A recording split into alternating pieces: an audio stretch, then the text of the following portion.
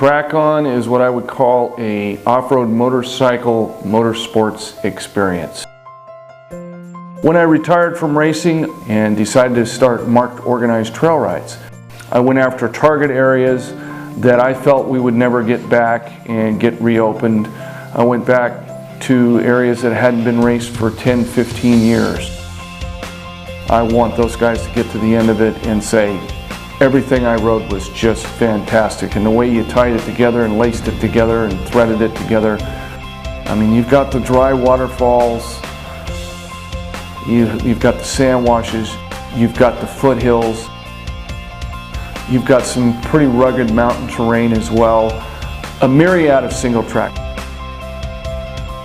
Ridges are just as fun as it gets because it's got that rolly effect to it.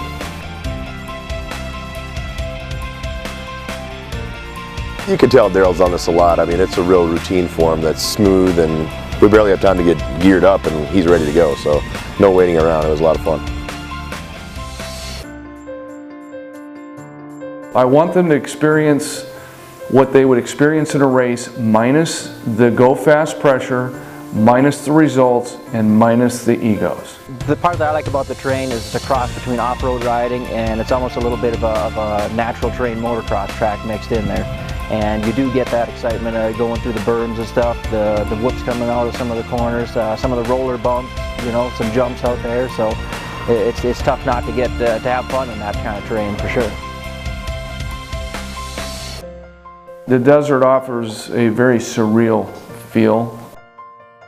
Its openness and its vastness, the views of 100 miles from the top of the mountain, endless terrain with no population, that's all very special. We get them in the transporter and we head to the ride location. Offload at the ride area. It's pretty quick, fast, and efficient. Our location today was El Dorado Canyon at the Techatecup mine. The El Dorado Canyon Techatecup area dates back to the 1860s. It's what we call a boom town, and sometimes we call that a ghost town or a ghost camp. There's been about 3 motion pictures shot there that I know of. I think it is second to none. The marked organized ride is marked from start to finish with arrows, ribbon, W's as in wrong, just like you would see at a race.